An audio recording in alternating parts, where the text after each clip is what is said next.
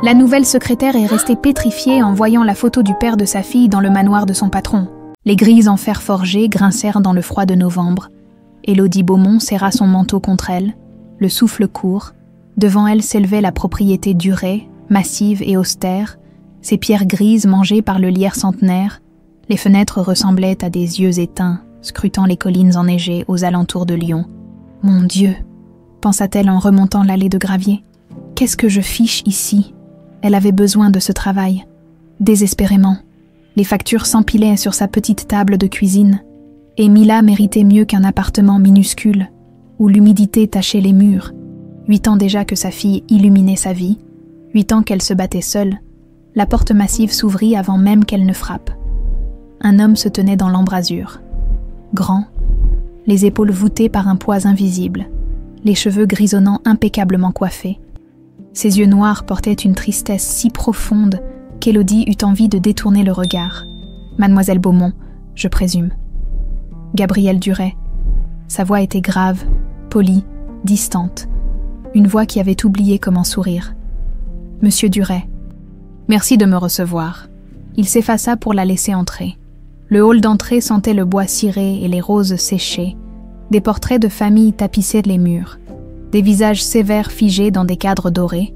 L'escalier de marbre montait en spirale vers les étages supérieurs, silencieux comme un tombeau. « Je vais vous montrer votre bureau », dit Gabrielle, en la précédant à travers un couloir interminable. Leurs pas résonnaient sur le parquet. Élodie observait discrètement l'homme devant elle. La rumeur disait qu'il avait été brisé par un drame terrible, qu'il ne vivait plus vraiment depuis des années. En le voyant maintenant, elle comprenait. Ils passèrent devant un grand salon. Élodie jeta un coup d'œil à l'intérieur. Des fauteuils de velours bordeaux, une cheminée de marbre, et dans le coin, près des hautes fenêtres, elle s'arrêta net, un piano à queue Steinway, noir et luisant comme un lac de minuit, et dessus, dans un cadre en argent ciselé, une photographie, un garçon, 10 ans peut-être, des yeux pétillants de malice, un sourire espiègle, et sous l'œil gauche, une petite tache de naissance. Le monde bascula. Non, ce n'est pas possible. Mademoiselle Beaumont, vous vous sentez bien ? La voix de Gabrielle lui parvenait de très loin. Elle se força à respirer, à détacher son regard de cette photographie qui venait de faire exploser sa réalité en 1000 morceaux. Oui, pardon, j'ai eu un vertige. Ça va aller, mais rien n'allait, rien n'irait plus jamais. Ce visage, ce sourire, cette petite tache sous l'œil gauche. Lucien Marceau, l'homme qu'elle avait aimé il y a 9 ans, le père de Mila, l'homme qui avait disparu sans laisser de traces, la laissant seule et enceinte, brisée et sans réponse. Sauf que sur cette photographie, Lucien n'avait que 10 ans, et le cadre argenté semblait ancien, patiné par les années. « C'est votre fils », demanda-t-elle d'une voix qu'elle espérait neutre. Gabrielle se figea. Quelque chose passa dans son regard. Une douleur si vive qu'Élodie regretta aussitôt sa question. « Oui, Sacha, mon fils. » Il s'approcha du piano, effleura le cadre du bout des doigts, avec une tendresse infinie. Il a disparu il y a 25 ans, lors d'une excursion scolaire dans les Alpes. On ne l'a jamais retrouvé. Le silence tomba comme une pierre dans un puits sans fond. Élodie sentit les larmes lui monter aux yeux. Cet homme avait perdu son enfant, et elle venait de rouvrir la plaie. « Je suis désolée. »« Monsieur, je ne savais pas. Comment auriez-vous pu ?» répondit-il doucement. « Personne ne sait vraiment. Je préfère qu'on ne me plaigne pas. » Il se détourna, prêt à repartir, mais s'arrêta. « Ma première femme, Charlotte, est morte 2 ans après. Le chagrin l'a emportée. On peut mourir de douleur, vous savez. Les médecins parlent d'insuffisance cardiaque. Mais je sais la vérité. C'est Sacha qui l'a tuée. » Élodie ne trouvait pas les mots. Que dire face à une telle souffrance? Ils reprirent leur chemin en silence. Le bureau où elle travaillerait était lumineux. Organisé, impersonnel, Gabrielle lui expliqua ses tâches. Correspondance, rendez-vous, gestion des dossiers de l'entreprise textile familiale. Elle acquiesçait mécaniquement, mais son esprit était ailleurs. Comment est-ce possible?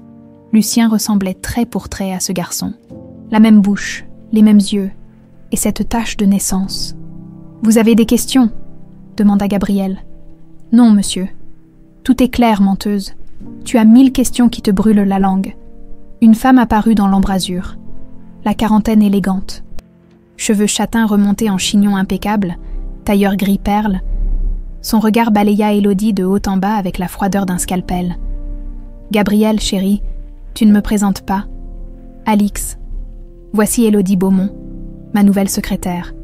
Élodie, mon épouse. Alix Duret, enchantée, dit Alix avec un sourire qui n'atteignait pas ses yeux. J'espère que vous vous plairez ici. C'est une grande maison, parfois un peu oppressante. Quelque chose dans sa voix mit Élodie mal à l'aise. Une menace voilée, un avertissement. Je suis sûre que tout ira bien, madame. Alix s'approcha de Gabrielle, posa une main possessive sur son bras. Tu ne devrais pas te fatiguer, mon cœur. Tu as l'air épuisé. Va te reposer. Je vais finir de montrer la maison à mademoiselle Beaumont.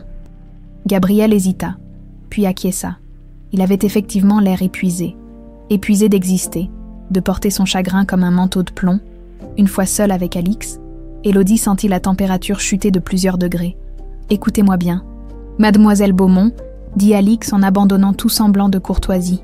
Mon mari est fragile. Il a beaucoup souffert. Je ne veux pas que vous ravivez des souvenirs douloureux avec des questions indiscrètes. Est-ce clair? Parfaitement clair. Madame, bien, vous pouvez partir maintenant. Vous commencerez lundi. » Élodie ne se fit pas prier. Elle traversa la maison à la hâte, pressée de s'échapper de cette atmosphère étouffante.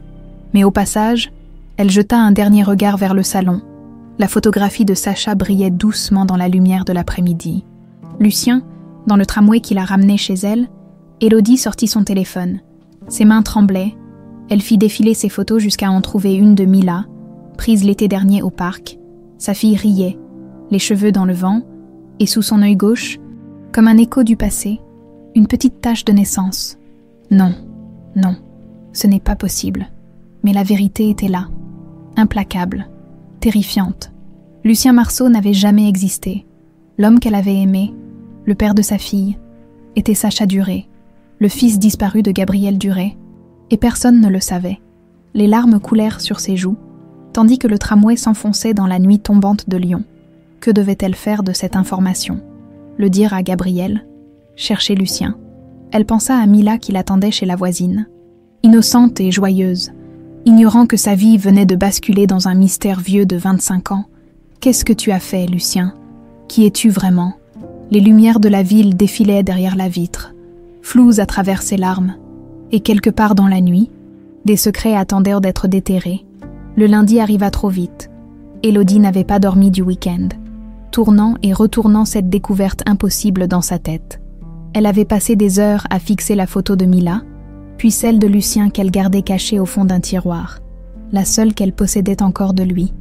La ressemblance était indéniable, troublante, impossible à ignorer. En poussant les grillas de la propriété Duret ce matin-là, elle sentit son estomac se nouer. « Calme-toi, tu as besoin de ce travail. Ne dis rien. » « Pas encore. » Gabrielle l'accueillit avec la même politesse distante. Il lui montra le système de classement, lui expliqua les codes d'accès, lui présenta les fournisseurs principaux de l'entreprise textile. Sa voix était monocorde, mécanique, un homme qui accomplissait les gestes du quotidien sans vraiment vivre. Les dossiers de 1988 à 2000 sont dans les archives du sous-sol, précisa-t-il en lui tendant un trousseau de clés. N'y descendez que si nécessaire. C'est un peu le bazar là-dessous. Entendu, monsieur. Il la regarda un instant, comme s'il voulait dire quelque chose, puis se ravisa. Vous avez des enfants? Mademoiselle Beaumont? La question la prit au dépourvu. Oui, une fille, Mila. Elle a 8 ans. Quelque chose passa dans les yeux de Gabrielle. Une douleur fulgurante, vite réprimée. 8 ans. C'est un bel âge. Profitez-en. Le temps passe si vite. Il quitta la pièce avant qu'elle ne puisse répondre, la laissant seule avec ses dossiers et ses questions. Les jours suivants s'écoulèrent dans une routine étrange. Élodie travaillait avec efficacité, mais son esprit vagabondait constamment vers le salon et sa photographie. Chaque fois qu'elle passait devant, elle ne pouvait s'empêcher de regarder. Chaque fois, son cœur se serrait un peu plus. Alix, elle, était omniprésente. Elle surgissait sans prévenir, vérifiait le travail d'Élodie, posait des questions déguisées en conversation polie. Son sourire était toujours glacial, ses yeux toujours méfiants. « Vous vous adaptez bien ?» demanda-t-elle un matin en entrant sans frapper. « Oui, madame. Monsieur Duret est très clair dans ses instructions. »« Même âge. Mon mari est quelqu'un de bien, trop bien. Parfois, il fait confiance trop facilement. Le message était limpide. Ne profite pas de sa gentillesse. Élodie soutint son regard. Je suis ici pour travailler, madame. Rien d'autre. Parfait. Gardons les choses ainsi. Un après-midi, alors que Gabriel était en réunion à Lyon, Élodie céda à la tentation. Elle entra dans le salon, s'approcha du piano. Le cadre argenté était lourd, précieux. Elle le prit délicatement entre ses mains. Le visage de Sacha lui souriait, figé dans le temps. 10 ans pour toujours. Qu'est-ce qui t'est arrivé? Vous aimez cette photo? Élodie sursauta violemment. Alix se tenait dans l'embrasure, les bras croisés.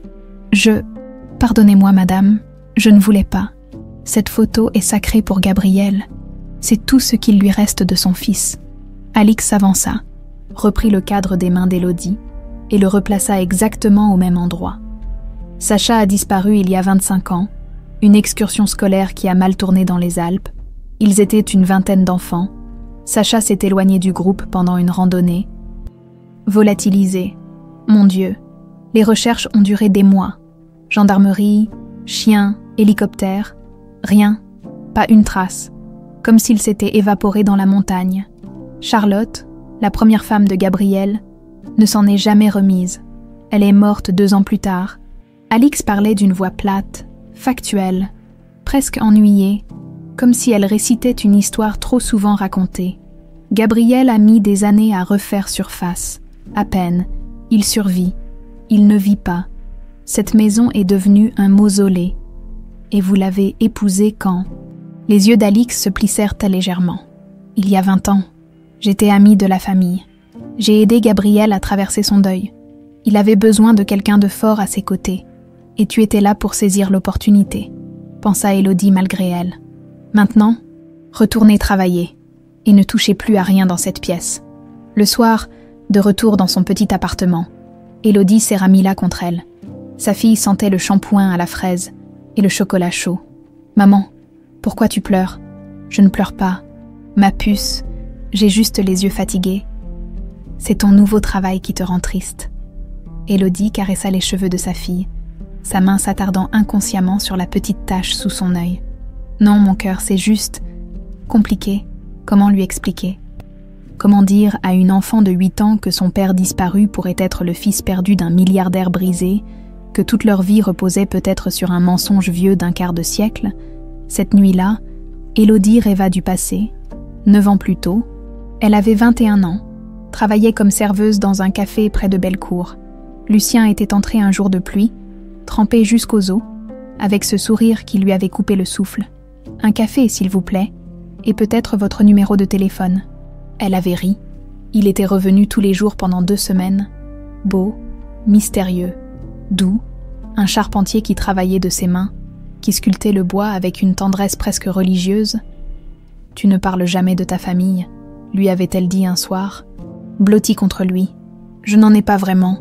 J'ai grandi en foyer. Je ne me souviens de rien avant mes 12 ans. » « Comment ça? Rien? C'est comme si ma vie avait commencé d'un coup. Avant, c'est le noir total. Les médecins parlent d'amnésie traumatique. Peut-être un accident, je ne sais pas. Il avait fait des cauchemars terribles cette nuit-là. Des cris, des appels au secours. Papa, maman. Il s'était réveillé en sueur, tremblant.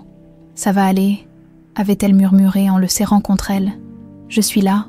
3 mois plus tard, elle était enceinte. Et Lucien avait disparu, parti un matin sans un mot, sans une explication, comme s'il n'avait jamais existé. Élodie se réveilla en sursaut, le cœur battant, à travers la fenêtre. L'aube grise commençait à poindre sur Lyon. Les cauchemars, l'amnésie, pas de famille, pas de souvenirs d'enfance. Les pièces du puzzle s'assemblaient, terrifiantes de clarté. Elle attrapa son téléphone, chercha sur Internet. Sacha Duret disparition 2000. Les articles de presse surgiraient par dizaines. Photos du petit garçon souriant, appels à témoins, désespoir d'une famille, puis plus rien. Le silence, l'oubli, sauf qu'il n'a pas disparu. Il a été transformé en quelqu'un d'autre, en Lucien Marceau. Mais comment, et surtout, pourquoi, le lendemain? À la propriété Duret, Élodie observait tout avec des yeux neufs. La tension entre Gabrielle et Alix, les regards froids de cette dernière, la tristesse écrasante qui imprégnait chaque pierre de cette maison, et cette question qui ne la quittait plus. Qui savait la vérité? Alix passa devant le bureau, s'arrêta. « Vous semblez préoccupée, mademoiselle Beaumont. »« Non, madame. Tout va bien. Tant mieux. On n'aime pas les gens trop curieux. Ici, les secrets de famille doivent rester en famille. » Elle s'éloigna. Laissant derrière elle un parfum entêtant et une menace à peine voilée, Élodie frissonna. Quelque chose de pourri se cachait dans cette maison magnifique, et elle venait d'en devenir la prisonnière involontaire. 3 semaines s'étaient écoulées depuis qu'Élodie avait franchi pour la première fois les grilles de la propriété Duret. 3 semaines à porter ce secret comme une pierre dans sa poitrine. 3 semaines à croiser le regard brisé de Gabrielle en sachant qu'elle détenait peut-être la clé de sa rédemption. Ce vendredi soir, tout bascula. Gabrielle l'appela dans son bureau en fin d'après-midi. Il avait l'air plus fatigué que d'habitude, les traits tirés, les yeux cernés. « Mademoiselle Beaumont, j'ai besoin que vous rapportiez ces contrats chez moi ce soir. Ils doivent être signés avant lundi et je ne pourrai pas revenir au bureau demain. Cela vous dérange-t-il de passer vers 19h? Pas du tout, monsieur. Merci. Vous êtes précieuse. Vous savez, je ne vous l'ai jamais dit, mais votre travail est irréprochable. » Le compliment la toucha, même si la culpabilité lui rongeait le ventre. « Si seulement tu savais ce que je te cache, à 19h précise. » Élodie sonna à la grille. Mais cette fois, elle n'était pas seule. « Maman, elle est énorme cette maison !» s'exclama Mila en regardant la propriété avec des yeux émerveillés. « Reste près de moi. Ma puce, on ne sera pas longue. » La nounou avait eu un empêchement de dernière minute. Élodie n'avait pas eu le choix que d'emmener sa fille, juste 10 minutes, déposer les documents et partir. Gabriel leur ouvrit lui-même. Il portait un pull en cachemire gris, l'air plus détendu que dans son costume habituel. Son regard tomba sur Mila, et il se figea, complètement.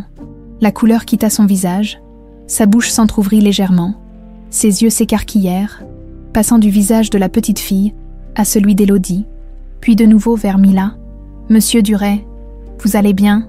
Il ne répondit pas. Il fixait Mila comme s'il voyait un fantôme. La fillette, intimidée, se cacha derrière sa mère. « Maman, entrez !» articula enfin Gabrielle d'une voix étranglée. « S'il vous plaît, entrez !» Ils pénétrèrent dans le hall. Gabrielle n'arrivait pas à détacher son regard de Mila. Ses mains tremblaient. « Comment s'appelle votre fille ?»« Mila. Mila Beaumont. Quel âge as-tu, Mila ?» demanda-t-il doucement, en s'accroupissant à sa hauteur. « 8 ans, monsieur. » Il tendit une main hésitante, comme pour toucher le visage de l'enfant, puis se ravisa. « Tu ressembles à quelqu'un que j'ai connu, » murmura-t-il. « Quelqu'un que j'aimais très fort. » Mila pencha la tête sur le côté. « Qui ? Mon fils. » Le silence retomba, lourd, chargé d'électricité. Élodie sentit que le moment était venu, qu'elle ne pourrait plus reculer. « Monsieur Duret, il faut qu'on parle. En privé. » Il acquiesça, le regard toujours rivé sur Mila. « Ma gouvernante est à la cuisine. Elle peut s'occuper de votre fille quelques minutes. » Une fois Mila installée devant un chocolat chaud et des biscuits, Gabriel conduisit Élodie dans son bureau. Il ferma la porte, s'appuya contre elle comme si ses jambes ne pouvaient plus le porter. « Dites-moi que je ne suis pas fou, cette enfant. Elle a les yeux de Sacha, sa bouche, son sourire, et cette tache de naissance sous l'œil gauche. Je sais. Comment ça, vous savez ?» Élodie inspira profondément. « Vas-y, dis-lui la vérité. Le père de Mila s'appelait Lucien Marceau. On s'est rencontrés il y a 9 ans. Il était charpentier. On est tombés amoureux, je suis tombée enceinte. Et puis, il a disparu. Juste avant la naissance de Mila. Sans un mot, sans explication, Gabrielle la fixait, suspendue à chaque mot. Lucien n'avait aucun souvenir de son enfance. Rien avant ses 12 ans. Il disait avoir grandi en foyer, sans famille. Il faisait des cauchemars terribles. Il criait papa et maman dans son sommeil. Il se réveillait en sueur, perdu, sans savoir pourquoi. Les larmes montèrent aux yeux de Gabrielle. Mon Dieu, le jour où je suis venue ici pour la première fois, j'ai vu la photographie sur le piano. J'ai cru que mon cœur allait s'arrêter. C'était lui, le même visage, la même tache de naissance, tout. Gabrielle porta une main à sa bouche, les yeux brillants. Vous pensez que Lucien et Sacha, Je ne sais pas quoi penser, monsieur, mais les coïncidences sont trop nombreuses. L'âge correspondrait, l'amnésie, l'apparence. Mila lui ressemble trait pour trait. Où est-il maintenant? Où est Lucien? Je l'ignore. Il a disparu il y a 9 ans. J'ai cherché partout. Aucune trace. Comme s'il s'était volatilisé. Encore une fois. Gabriel se laissa tomber dans son fauteuil, le visage enfoui dans ses mains. Ses épaules tremblaient. 25 ans. 25 ans que je vis dans l'enfer. Que je me réveille chaque matin en me demandant si mon fils est vivant ou mort. Que je regarde cette putain de photographie en suppliant le ciel de me donner une réponse. Il releva la tête. Ses joues étaient mouillées de larmes. Et vous me dites qu'il pourrait être vivant, qu'il aurait eu une autre vie, qu'il aurait une fille. Je ne peux rien vous promettre, monsieur. Mais oui, je crois que votre fils est vivant, et je crois que Mila est votre petite fille. Gabriel se leva d'un bond, se mit à faire les 100 pas comme un animal en cage. Il faut le retrouver, immédiatement. Je vais engager les meilleurs détectives privés du pays. On va fouiller tous les registres, tous les foyers d'accueil, toutes les pistes possibles.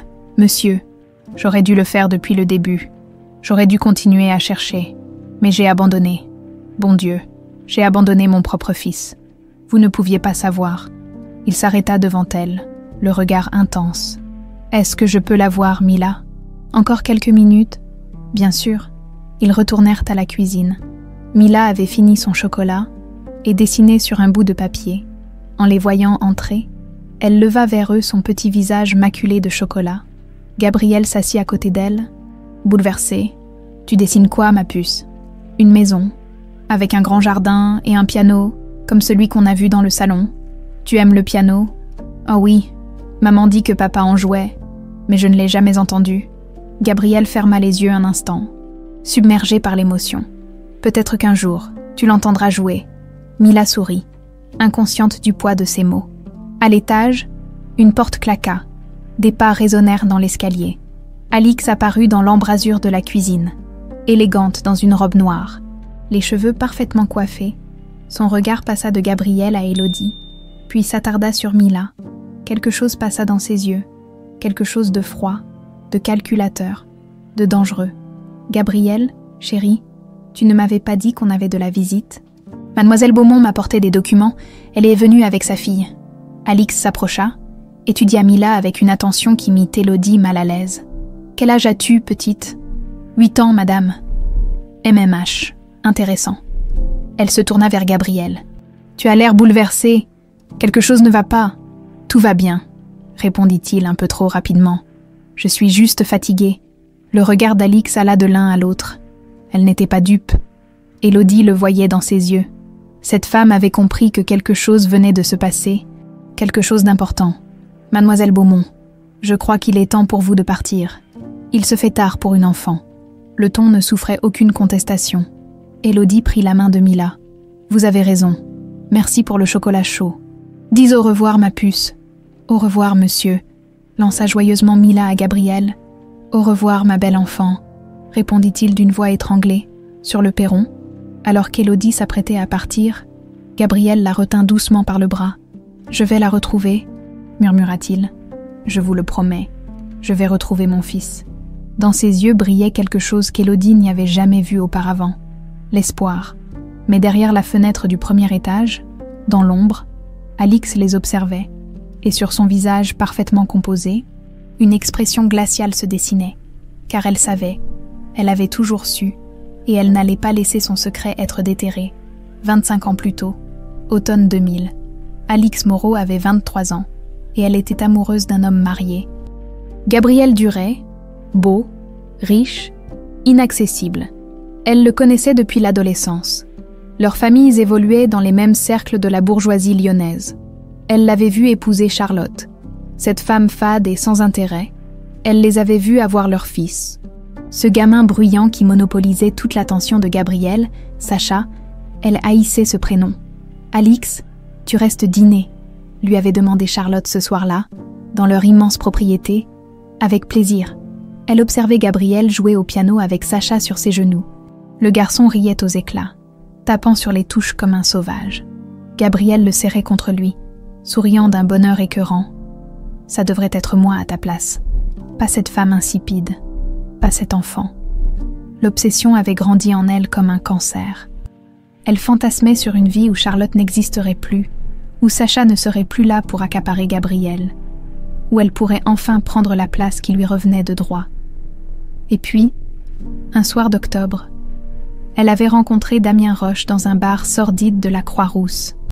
Ex-militaire, radiation déshonorante, prêt à tout pour de l'argent, exactement ce dont elle avait besoin. « Je veux que quelqu'un disparaisse », lui avait-elle dit en poussant une enveloppe de billets sur la table graisseuse. Qui? Un enfant? 10 ans? Il s'appelle Sacha Duret. Damien n'avait pas scié, pas de morale, pas de question. Combien? 200 000 francs maintenant. 300 000 quand c'est fait. Vous le voulez mort. Alix avait hésité. Non, la mort serait trop simple, trop définitive. Elle voulait quelque chose de plus cruel, de plus dévastateur. Je le veux disparu, effacé, qu'il grandisse ailleurs, loin d'ici, sans jamais savoir qui il est vraiment. Trouver un orphelinat qui ne pose pas de questions. Fabriquez-lui de faux papiers. Faites-le devenir quelqu'un d'autre. C'est faisable. Il y a des endroits où personne ne vérifie rien, des gosses qui arrivent sans passer. Ça arrive tout le temps. Parfait. Il part en excursion scolaire dans les Alpes dans 2 semaines. Vous aurez votre chance. Le plan avait fonctionné à la perfection. Pendant la randonnée, Damien avait attiré Sacha à l'écart en se faisant passer pour un garde forestier. Le gamin l'avait suivi sans méfiance, un chiffon imbibé de chloroforme, et c'était fini. Des heures plus tard, les instituteurs donnaient l'alerte, les recherches commençaient, Gabriel et Charlotte se déchiraient sous les projecteurs des médias, et Alix était là, présente, consolante, indispensable. « Je suis tellement désolée, Gabriel. Je suis là pour toi. » Sacha avait été emmené dans un orphelinat miteux du côté de Clermont-Ferrand, l'orphelinat Saint-Jude, un établissement déjà connu pour ses pratiques douteuses et sa paperasse défaillante. Damien y avait des contacts, quelques billets échangés, des documents falsifiés, et Sacha Duret devenait Lucien Marceau. Le directeur avait posé peu de questions. On dit qu'il a perdu la mémoire, un traumatisme, il ne se souvient de rien. Parfait, avait répondu Damien. Gardez-le. Personne ne viendra le chercher. Et personne n'était venu. Charlotte était morte 2 ans plus tard. Le cœur brisé, le chagrin l'avait dévoré de l'intérieur jusqu'à ce qu'il ne reste plus rien. Gabriel était devenu une coquille vide, un homme qui marchait, parlait, respirait, mais ne vivait plus. Et Alix avait patiemment tissé sa toile, présente lors des coups durs, attentionnée, dévouée, progressivement. Gabriel s'était appuyé sur elle, avait fini par l'épouser. 7 ans après la disparition de Sacha, ce n'était pas de l'amour, mais c'était suffisant. Elle avait la fortune, le nom, le statut, elle régnait sur la propriété Duret comme une reine sur son royaume. Pendant 25 ans, son secret avait dormi en paix, jusqu'à ce vendredi soir, jusqu'à cette petite fille aux yeux de Sacha. Présent, Alix referma violemment la porte de sa chambre. Ses mains tremblaient, pour la première fois en 25 ans. Elle sentait le sol se dérober sous ses pieds. Cet enfant, cette putain de gamine ressemble exactement à Sacha. Elle avait vu le regard de Gabriel, cette lueur dans ses yeux, cet espoir qu'elle croyait avoir éteint à jamais. Non, non, non, non, pas maintenant, pas après tout ce temps. Elle attrapa son téléphone portable, composa un numéro qu'elle n'avait pas appelé depuis des années. Damien, c'est Alix. Un silence, puis une voix rocailleuse, méfiante. Putain, je croyais ne plus jamais avoir de tes nouvelles. On a un problème, le gosse. Il faut qu'on parle. Quel gosse? Sacha Duret, Lucien Marceau, peu importe comment tu l'appelles. Je crois qu'il a été retrouvé. Elle entendit Damien jurer à l'autre bout du fil. Comment c'est possible? Ça fait 25 ans. Il a eu une fille, une gamine de 8 ans qui est le portrait craché de Sacha. La mère travaille pour Gabriel maintenant. Il a vu l'enfant. Il sait. Je l'ai vu dans ses yeux. Il va chercher. Il va tout découvrir. Merde. Qu'est-ce que tu veux que je fasse? Disparaître. Immédiatement. Efface toute trace. Quitte le pays si nécessaire. Et si on te retrouve? Tu nies tout. Compris? Et toi? Moi. Je m'occupe de la secrétaire. Elle en sait trop. Elle pose trop de questions. Alix raccrocha, le cœur battant. Elle s'approcha de la fenêtre, regarda les jardins plongés dans l'obscurité. tout ce que j'ai construit, tout ce pourquoi j'ai travaillé. Je ne laisserai personne me le prendre. Le lendemain matin, Gabriel était déjà au téléphone quand Alix descendit prendre son café. Oui, je veux les meilleurs. L'argent n'est pas un problème. Tous les registres d'orphelinat entre 1998 et 2002. Oui, concentrez-vous sur la région Auvergne. Le nom serait Lucien Marceau. Alix sentit son sang se glacer. Gabriel, qu'est-ce que tu fais? Il se retourna. Son visage portait une expression qu'elle ne lui avait pas vue depuis des années. De la détermination, de la vie. J'engage des détectives privés, je cherche quelqu'un. Qui? Mon fils. Je crois qu'il est vivant. Alix, après toutes ces années. Je crois qu'il est vivant. Elle s'assit lentement, feignant la surprise. Gabriel, chérie, ne te fais pas de faux espoirs. Tu sais ce que les médecins ont dit, tu dois accepter. J'ai vu sa fille hier soir, explosa-t-il, la fille de la secrétaire. Elle a 8 ans, et c'est le portrait craché de Sacha. Les mêmes yeux, la même bouche, la même tache de naissance. Ce n'est pas une coïncidence. Les ressemblances arrivent. Non, le père de cet enfant s'appelait Lucien Marceau. Il n'avait aucun souvenir de son enfance. Il a disparu il y a 9 ans sans laisser de traces, exactement comme Sacha. C'est lui, Alix, je le sens. Elle posa une main apaisante sur son bras, dissimulant sa panique sous un masque de compassion. Mon amour, je comprends, vraiment, mais tu dois être prudent. Ces détectives vont te prendre ton argent et te donner de faux espoirs. Combien de fois as-tu déjà essayé? Combien de fois as-tu été déçu? Gabriel se dégagea. Cette fois, c'est différent. J'ai une piste concrète. Un nom. Une fille qui porte son sang. Je ne lâcherai pas. Il quitta la pièce, laissant Alix seule avec sa tasse de café qui refroidissait. Il va falloir agir vite. Les jours suivants furent un cauchemar. Gabriel mobilisait tous ses contacts, engageait des enquêteurs, fouillait dans de vieux dossiers. Il était obsédé, galvanisé. Alix le surveillait. Elle interceptait ses appels quand elle le pouvait, effaçait discrètement des emails, sabotait subtilement ses recherches. Mais Élodie Beaumont était le vrai problème. Cette femme en savait trop. Et pire. Gabriel lui faisait confiance. Un après-midi, Alix la croisa dans le couloir. Mademoiselle Beaumont, un instant. Oui, madame.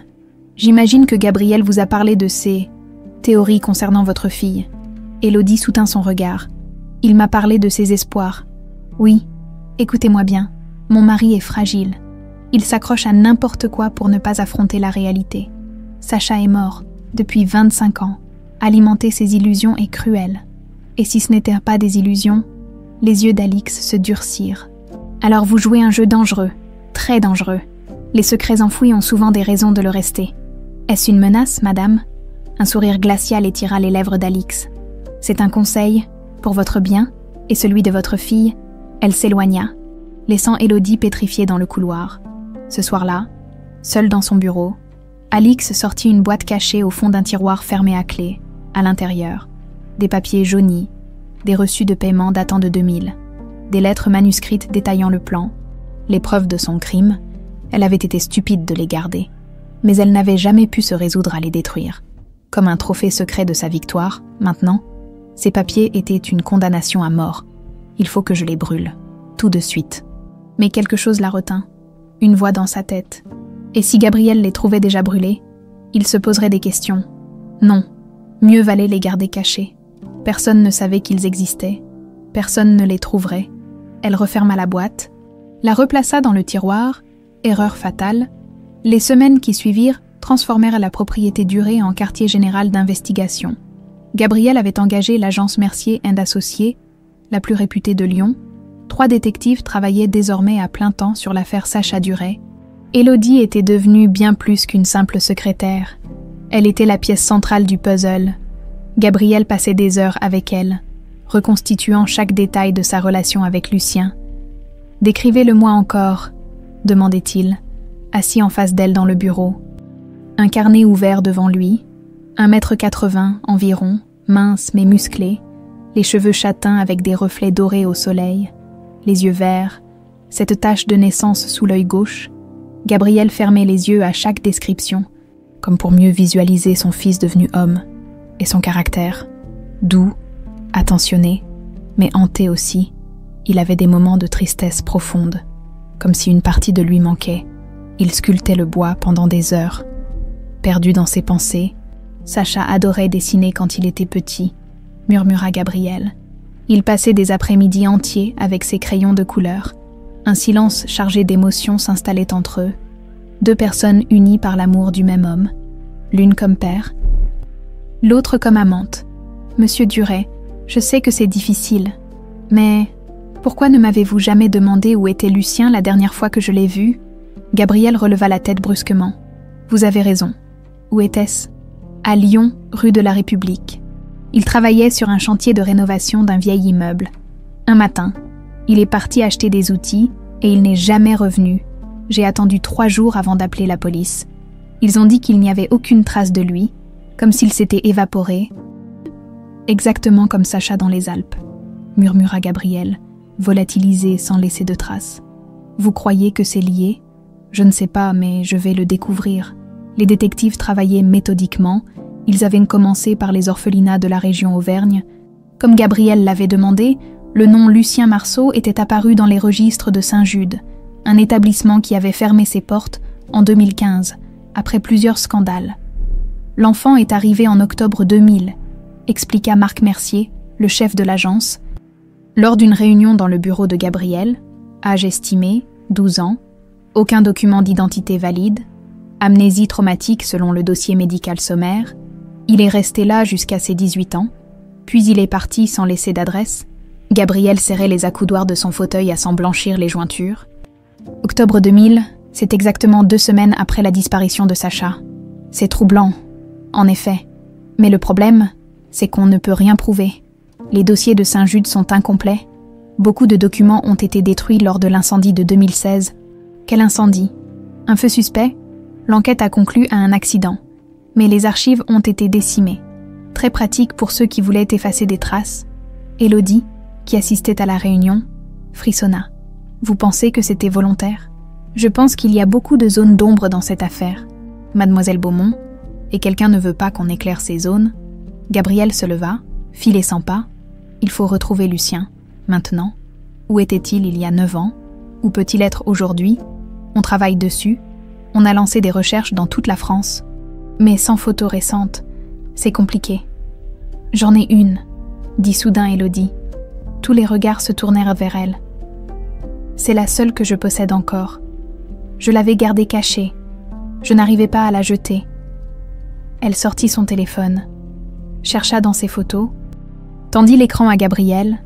L'homme qui lui souriait avait 35 ans, beau, les cheveux en bataille, les yeux plissés par le soleil, et sous l'œil gauche, cette tache de naissance si caractéristique. Gabriel prit le téléphone d'une main tremblante. Une larme roula sur sa joue. C'est lui, mon Dieu. C'est Sacha. Je reconnais son sourire, ses yeux. C'est mon fils. Il porta la main à sa bouche, submergé. On va le retrouver, promit Mercier. Avec cette photo, nos chances viennent de décupler. Pendant ce temps, Alix observait, écoutait, sabotait. Elle avait installé discrètement un système d'écoute dans le bureau de Gabriel. Chaque conversation, chaque avancée de l'enquête lui parvenait aux oreilles. La photo de Lucien circulait maintenant. Des avis de recherche discrets s'étaient lancés. Les détectives contactaient des charpentiers, des entreprises de menuiserie, des anciens collègues de Lucien. Le filet se resserrait. Une nuit, Alix appela de nouveau Damien. Ils ont une photo. Ils vont le retrouver. Laisse tomber, Alix. Tire-toi, prends l'argent et disparais. Jamais. Cette fortune est à moi. Cette maison est à moi. Gabriel est à moi. Gabriel ne t'a jamais appartenu. Tu le sais très bien. Tu t'es accroché à un fantôme pendant 25 ans. Ferme-la. Si je tombe, tu tombes avec moi, n'oublie pas ça. Elle raccrocha, les mains tremblantes de rage. Il fallait qu'elle trouve un moyen d'arrêter cette enquête, de discréditer Élodie, de convaincre Gabriel qu'il se fourvoyait. Mais comment ? Un après-midi, alors que Gabriel était en rendez-vous à l'extérieur, Élodie décida d'agir. Les soupçons s'étaient accumulés dans son esprit comme des nuages d'orage. Le comportement d'Alix, ses menaces voilées, sa nervosité croissante à mesure que l'enquête progressait. Cette femme cache quelque chose. j'en suis certaine. Elle attendit qu'Alix parte faire des courses. La maison était silencieuse. Les domestiques vaquaient à leurs occupations à l'autre bout de la propriété. Élodie monta à l'étage, le cœur battant. Le bureau personnel d'Alix était une pièce élégante donnant sur les jardins. Tout y était parfaitement rangé, contrôlé, froid. Elle commença par les étagères, rien, puis les armoires, des dossiers administratifs sans intérêt. Allez, il doit bien y avoir quelque chose. Le bureau, un meuble ancien en acajou, fermé à clé. Élodie chercha dans les tiroirs adjacents, trouva un trousseau caché sous une pile de papiers à lettres. La troisième clé fonctionna, le tiroir s'ouvrit. À l'intérieur, une boîte métallique. Son cœur s'emballa, elle l'ouvrit avec des mains tremblantes. Des papiers jaunis, des reçus, des lettres manuscrites. Elle en prit un au hasard, commença à lire. « Damien, voici le premier versement comme convenu. 200 000 francs. Tu sais ce que tu as à faire, le gosse doit disparaître, complètement. Efface-le, fais-en quelqu'un d'autre. » Ah, le sang d'Élodie se glaça dans ses veines. Elle prit un autre document, un reçu daté d'octobre 2000, pour service rendu, 300 000 francs, et une lettre plus longue, détaillée, expliquant le plan, l'orphelinat Saint-Jude, les faux papiers, le nouveau nom, Lucien Marceau, mon Dieu, c'est elle. C'est Alix qui a tout orchestré. Fascinante lecture, n'est-ce pas? Élodie sursauta violemment. Alix se tenait dans l'embrasure de la porte. Les bras croisés, son visage avait perdu toute trace de civilité. Il ne restait que le masque froid d'une femme prête à tout. « Madame, je peux expliquer. »« Oh, je vous en prie. Pas de comédie. Vous avez trouvé ce que vous cherchiez maintenant. La question est, qu'allez-vous en faire ?» Élodie serra l'enveloppe contre elle. « Gabriel doit savoir. Il doit savoir ce que vous avez fait. » Alix eut un rire sans joie. « Gabriel est un homme brisé qui s'accroche à des illusions. Vous croyez vraiment qu'il vous croira? Une petite secrétaire qui l'accuse, moi, sa femme depuis 20 ans. Ces documents parlent d'eux-mêmes. Ces documents ne prouveront rien. Je dirais qu'ils sont des faux, que vous les avez fabriqués pour extorquer de l'argent. Qui pensez-vous qu'il croira ?» Élodie recula vers la porte. Alix avança. « Vous avez fait une erreur en venant ici, mademoiselle Beaumont. Une erreur fatale. Vous ne me faites pas peur. Je devrais, parce que les gens qui découvrent mes secrets ont tendance à disparaître. » Le regard d'Alix était glacial. « Prédateur, comme Lucien ?» demanda Élodie d'une voix tremblante. « C'est vous qui l'avez fait disparaître il y a 9 ans ? Disons que j'ai pris certaines précautions quand il a commencé à fouiller dans son passé, quand il s'est mis à poser trop de questions. Il est devenu dangereux, comme vous. » Élodie sentit la terreur la submerger. Cette femme était folle, complètement folle. Gabriel vous découvrira, avec ou sans moi. Gabriel ne découvrira rien du tout, parce que vous allez disparaître, exactement comme son fils a disparu. Et cette fois, il n'y aura aucune trace. Alix sortit quelque chose de la poche de sa veste. Un pistolet, petit, argenté, mortel. « Vous êtes folle », souffla Élodie. « Non, ma chère, je suis juste une survivante, et les survivants font ce qu'ils doivent faire. » Elle leva l'arme, la pointa sur Élodie. « Maintenant, vous allez me donner cette enveloppe, et ensuite, nous allons faire une petite promenade, quelque part où personne ne nous dérangera. » Le temps se figea. Élodie regardait fixement le canon du pistolet pointé sur elle. L'enveloppe serrée contre sa poitrine comme un bouclier dérisoire. « Donnez-moi ça !» répéta Alix d'une voix glaciale. « Maintenant, si vous me tuez, Gabriel saura, les détectives sauront, ils enquêteront, et ils ne trouveront rien. Vous aurez simplement démissionné. Quittez la ville. Les gens disparaissent tous les jours. Mademoiselle Beaumont, personne ne posera de questions. » Élodie sentait la panique monter. Son regard balaya frénétiquement la pièce, cherchant une issue, une arme, n'importe quoi. « Émila, ma fille, vous allez aussi la faire disparaître. » Pour la première fois, une fêlure apparut dans le masque d'Alix. « La petite n'a rien à voir avec ça. Elle sera placée en famille d'accueil. Elle oubliera. Les enfants oublient toujours. Comme Sacha a oublié. » Alix tressaillit.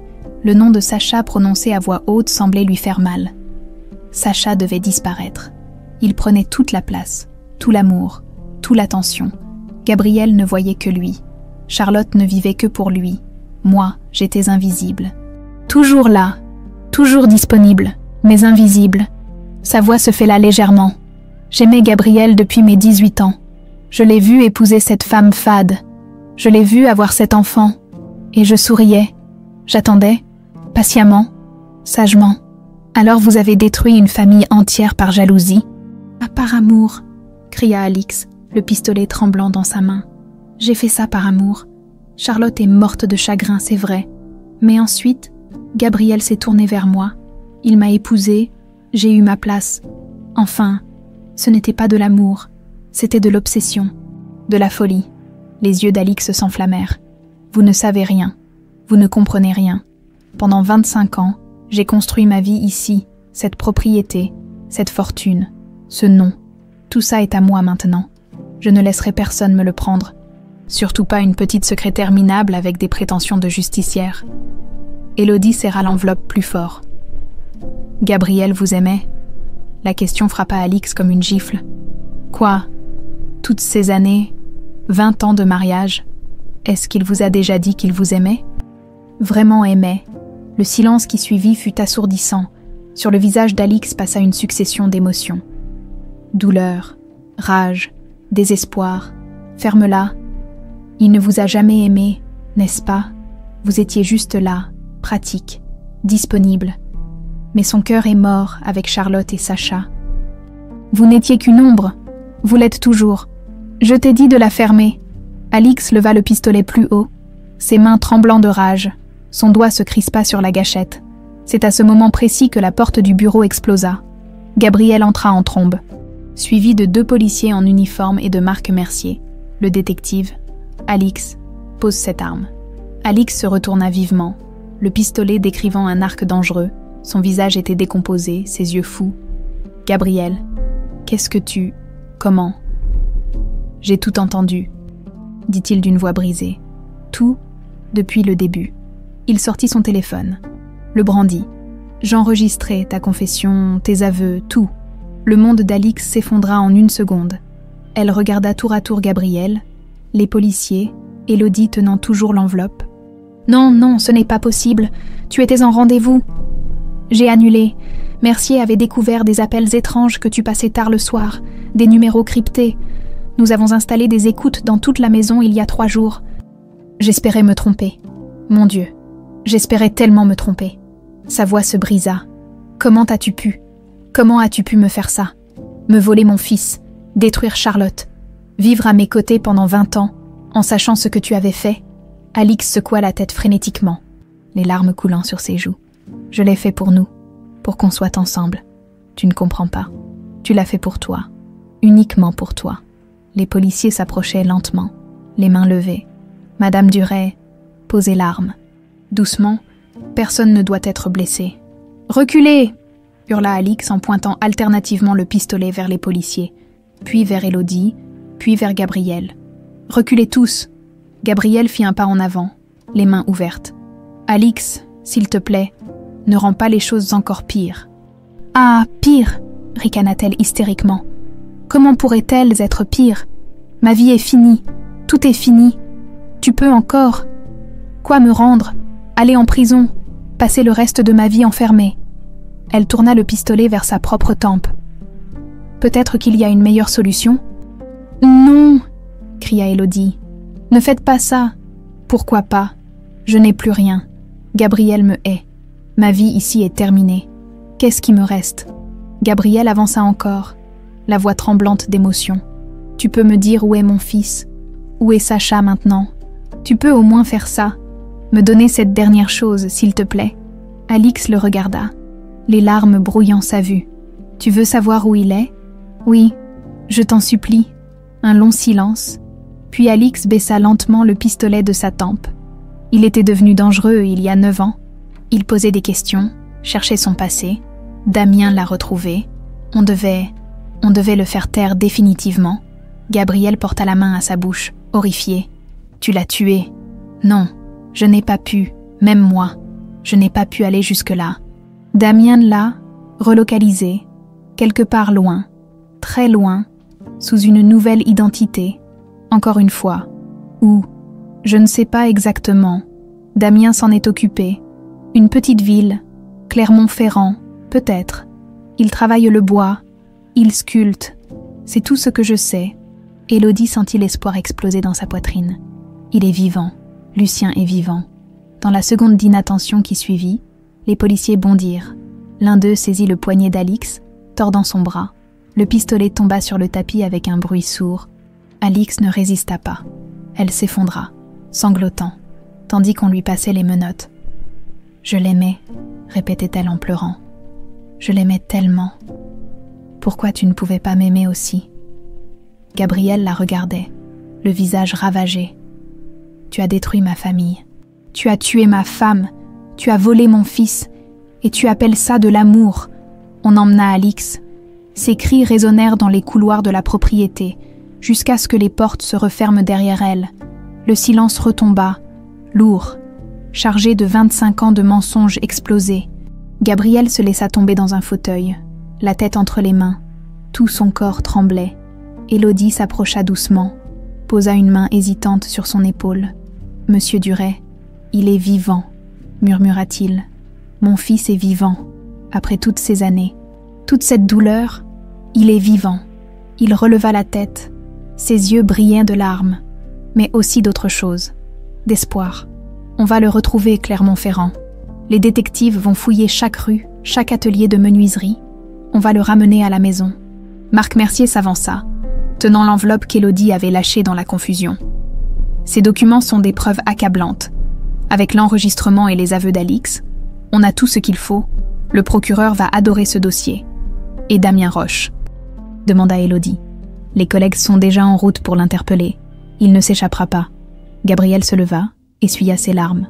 Combien de temps pour retrouver Sacha ? Avec les informations d'Alix et cette photo, quelques jours, une semaine maximum. Et on va ratisser Clermont-Ferrand et ses environs. Faites vite, s'il vous plaît. J'ai attendu 25 ans.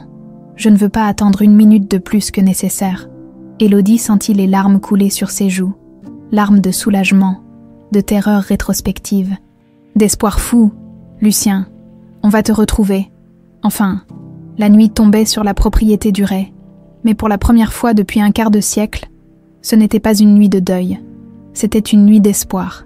Les 48 heures qui suivirent furent un tourbillon d'interrogatoires. De procédures judiciaires et d'investigations intensives, Alix Duret fut placée en détention provisoire. Son avocat plaida la folie passagère, l'obsession amoureuse, les circonstances atténuantes, mais les preuves étaient accablantes. L'enregistrement de Gabriel, les documents trouvés dans son bureau, et surtout, ses propres aveux, dans sa cellule du commissariat central de Lyon. Alix ne pleurait plus. Elle fixait le mur gris, le regard vide. 25 ans de mensonges s'étaient effondrés en quelques minutes. Sa vie soigneusement construite n'était plus que ruine. Une inspectrice entra, s'assit en face d'elle. « Madame Duret, nous avons arrêté Damien Roche ce matin à Marseille. Il était sur le point de prendre un ferry pour l'Algérie. » Alix ne réagit pas. Il a accepté de coopérer en échange d'une réduction de peine. Il nous a tout raconté, en détail. Silence. Le kidnapping de Sacha en 2000, le transport jusqu'à l'orphelinat Saint-Jude, les faux papiers, les paiements que vous lui avez faits, et aussi, l'inspectrice marqua une pause, la relocalisation de Lucien Marceau il y a 9 ans, quand il a commencé à fouiller dans son passé, à récupérer des fragments de mémoire. Vous aviez peur qu'il découvre la vérité ? Alix ferma les yeux. Je n'avais pas le choix. Vous aviez toujours le choix, madame, à chaque étape. Vous avez choisi la violence, le mensonge, la destruction. Vous ne comprenez pas. Gabriel était tout pour moi. Tout. Sans lui. Je n'étais rien. Et maintenant, vous avez Gabriel. Un rire amer s'échappa des lèvres d'Alix. Maintenant, je n'ai plus rien. Absolument rien. L'inspectrice se pencha en avant. Damien nous a donné l'adresse exacte où il a installé Lucien il y a 9 ans. Une petite maison aux environs de Clermont-Ferrand, un atelier de menuiserie isolé dans les collines d'Auvergne. Pour la première fois, Alix releva la tête. Il est toujours là-bas. Nous allons le vérifier. Monsieur Duret part ce soir avec nos collègues. Gabriel va le retrouver. Après tout ce que j'ai fait, il va récupérer son fils. Sa voix se brisa. Je voulais juste être aimée. C'est tout. Juste être aimée. Vous avez détruit des vies pour ça. Charlotte Duret est morte de chagrin. Sacha a perdu 25 ans de sa vie. Gabriel a vécu un enfer. Et Élodie a élevé seule un enfant dont le père avait été arraché à son existence. Alix baissa de nouveau la tête. Je sais ce que je suis. Un monstre. Vous n'avez pas besoin de me le dire. Je le vois dans le miroir chaque jour depuis 25 ans. Alors pourquoi avoir continué? Parce qu'arrêter aurait signifié tout perdre. Et je ne pouvais pas. Je ne pouvais pas abandonner la seule chose que j'avais jamais réussi à obtenir. L'inspectrice se leva, referma son dossier. Le procureur requérera 30 ans de prison, avec les charges qui pèsent contre vous. Enlèvement d'enfants, séquestration, complicité de faux documents, menace de mort avec arme. Vous ne sortirez probablement jamais. Alix acquiesça lentement. Je sais, c'est ce que je mérite, pendant ce temps, à la propriété Duret. Gabriel préparait fébrilement son départ. Il avait jeté quelques affaires dans un sac, attrapé la vieille photographie de Sacha. Élodie l'attendait dans le hall avec Mila. « Vous êtes sûr de ne pas vouloir attendre demain matin? Il fait déjà nuit ?»« Non, pas une minute de plus. Les détectives sont déjà en route. Je dois y aller. Je dois être là quand ils le trouveront. » Mila s'approcha, tira sur la manche de Gabriel. « Monsieur Gabriel, c'est vrai que vous allez retrouver mon papa. » Gabriel s'accroupit, prit les petites mains de Mila dans les siennes. « Oui, ma puce, je vais retrouver ton papa, et je vais le ramener à la maison. Il me reconnaîtra, il saura que je suis sa fille. Il le saura. Dès qu'il te verra, il le saura. Tu es son portrait tout craché. » Mila sourit, révélant ses dents de lait. « Vous lui direz que je l'aime. Même si je ne me souviens pas de lui. » Gabriel sentit les larmes lui monter aux yeux. « Je lui dirai. Promis. » Il se releva, se tourna vers Élodie. « Venez avec moi, vous et Mila. Vous devez être là aussi. » Élodie secoua la tête. « Non, ces retrouvailles sont d'abord les vôtres. Un père et son fils. Vous avez besoin de ce moment. Nous viendrons après. Vous êtes sûre? Certaine. Ramenez-le nous, monsieur Duret. Ramenez Sacha à la maison. » Gabriel hocha la tête, serra brièvement la main d'Élodie, puis quitta la propriété. La voiture de Marc Mercier l'attendait devant les grilles. Ils prirent l'autoroute A47 en direction de Clermont-Ferrand, accompagnés de 2 inspecteurs de la police judiciaire. Le trajet dura 3 heures. 3 heures pendant lesquelles Gabriel ne dit pas un mot, fixant la nuit qui défilait derrière la vitre. « Mon fils. Je vais retrouver mon fils. » Les souvenirs défilaient. Sacha bébé dans ses bras. Sacha faisant ses premiers pas. Sacha jouant du piano. Maladroit mais déterminé. Sacha riant aux éclats dans le jardin. Et puis ce jour maudit, cette excursion scolaire, cet appel téléphonique qui avait tout brisé. « Monsieur Duret, c'est l'école. Il s'agit de votre fils. Il a disparu. 25 ans. 25 ans de cauchemars. 25 ans de questions sans réponse. De nuits blanches, de douleurs insoutenables. Et maintenant, enfin, une réponse. » Ils quittèrent l'autoroute, s'enfoncèrent dans les collines d'Auvergne. La route serpentait entre des champs endormis et des forêts sombres. La lune éclairait faiblement le paysage. « C'est encore loin ?» demanda Gabriel d'une voix tendue. « À 10 minutes, » répondit Mercier. « La maison est isolée, au bout d'un chemin de terre. » Gabriel sentait son cœur battre de plus en plus fort. Ses mains tremblaient. Et s'il ne me reconnaît pas? Et s'il refuse de me croire? Et si 25 ans l'ont transformé en étranger? La voiture ralentit, tourna sur un chemin étroit bordé d'arbres. Au bout, une petite maison apparut, simple, en pierre, avec un atelier attenant. De la lumière filtrait par une fenêtre. « Il y a quelqu'un », murmura Gabriel. Ils descendirent de voiture. Le silence de la campagne était absolu. Troublé seulement par le bruissement des feuilles dans le vent, Gabriel s'approcha de la fenêtre éclairée. À l'intérieur, un homme travaillait, grand, mince, les cheveux châtains, penché sur un établi, sculptant un morceau de bois avec une concentration intense. Et sur son visage, sous l'œil gauche, une petite tache de naissance. Gabriel porta la main à sa bouche. Ses jambes faillirent de se dérober sous lui. « C'est lui, mon Dieu. C'est lui. C'est Sacha. » Mercier posa une main rassurante sur son épaule. « Vous voulez qu'on vous accompagne ? » ?»« Non. Laissez-moi y aller seul. S'il vous plaît. » Gabriel avança vers la porte. Chaque pas lui semblait irréel, comme dans un rêve. Il leva la main, frappa doucement. Le bruit du travail cessa à l'intérieur. Des pas approchèrent, la porte s'ouvrit. L'homme se tenait là, dans l'embrasure, les yeux verts de Gabriel, la mâchoire de Charlotte, le nez de la famille Duret, Sacha, son fils. Les deux hommes se regardèrent en silence. Lucien fronça les sourcils. « Bonsoir. Je peux vous aider ?» Gabriel ne pouvait pas parler. Les larmes coulaient librement sur son visage. Il sortit la photographie de sa poche d'une main tremblante, la tendit vers Lucien. « Tu reconnais ce garçon ?» Lucien prit la photo, la regarda. Quelque chose passa dans ses yeux, une lueur de reconnaissance, de confusion, de douleur. J'ai l'impression de le connaître. Mais je ne sais pas d'où. C'est bizarre, comme un souvenir qui refuse de remonter. « C'est toi », murmura Gabriel. « C'est toi, il y a 25 ans.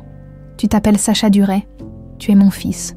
Tu as été kidnappé lors d'une excursion scolaire quand tu avais 10 ans. » Lucien secoua la tête, recula d'un pas. « Non, ça n'a pas de sens. Je m'appelle Lucien Marceau. Mais sa voix se brisa. Ses mains tremblaient. La photographie lui échappa, tomba sur le sol. Et soudain, comme une digue qui cède, les souvenirs déferlèrent.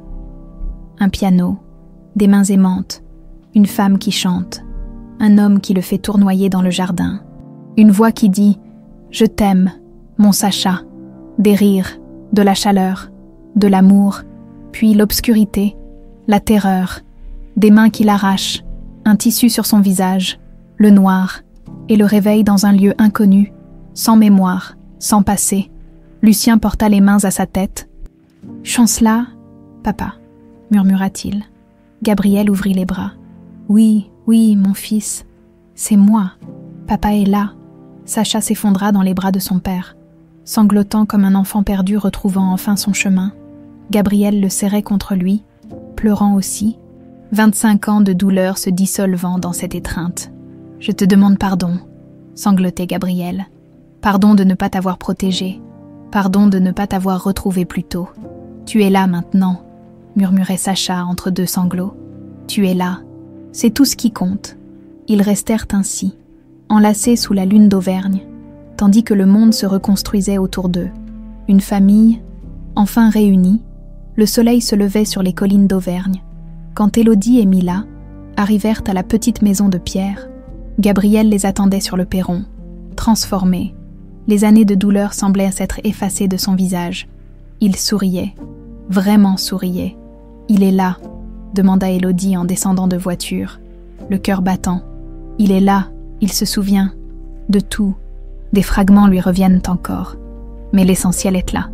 Mon fils est revenu. » Mila serra fort la main de sa mère. « J'ai peur, maman. Moi aussi, ma puce.